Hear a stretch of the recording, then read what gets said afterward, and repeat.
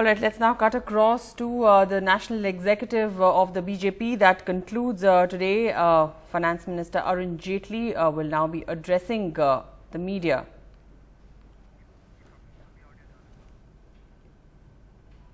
Well, Prime Minister Narendra Modi and Party President Amit Shah are likely to discuss the strategy of the forthcoming assembly elections in 5 states. Today, that is the second and the final day of the National Executive Meet of the Bharatiya Janata Party. Let's listen in to Arun Jaitley.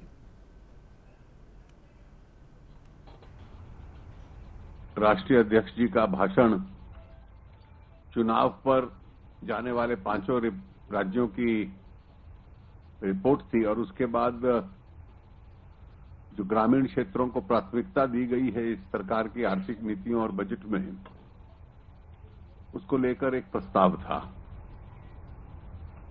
आज सुबह राजनीतिक प्रस्ताव लिया गया जिसको श्री वेंकैया नायडू जी ने propose किया और सुश्री सरोज पांडे ने उसको सेकंड किया है। राजनीतिक प्रस्ताव की कॉपी अभी आपको दे दी जाएगी। उसका जो शीर्षक है और जो उसमें टेक्स्ट आया है वो एक डिटर्मिन्ड लीडरशिप, नेशनलिस्ट पॉलिसीज और प्रोग्रेसिव गवर्नेंस।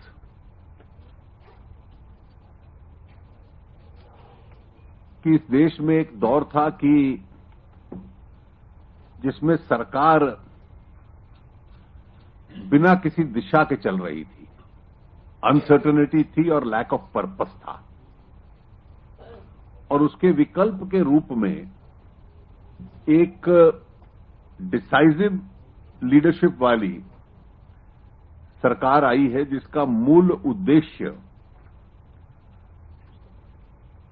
इकोनॉमिक और सोशल इंक्लूजन है, सामाजिक न्याय है, इंफ्रास्ट्रक्चर डेवलपमेंट, गुड गवर्नेंस,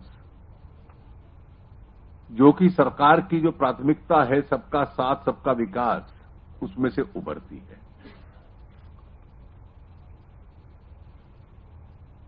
प्रस्ताव के पहले भाग में एक पैराग्राफ है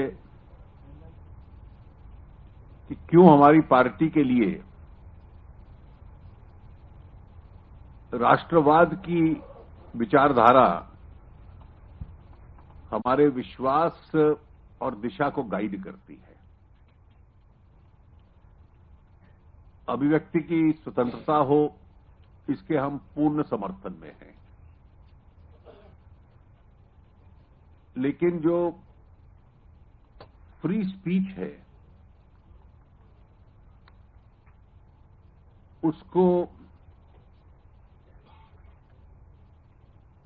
उसमें और राष्ट्रवाद की विचारधारा को एग्जिस्ट करती है, कोई अपने आप में अंतर विरोध नहीं है। समाज में डिसेंट का अधिकार हो, डिसएग्रीमेंट का अधिकार हो, इसके हम पूर्ण समर्थन में हैं, लेकिन इस देश का संविधान डिसेंट की पूर्ण स्वतंत्रता देता है, देश के डिस्ट्रक्शन की स्वतंत्रता नहीं देता। और इसलिए free speech and nationalism do necessarily coexist.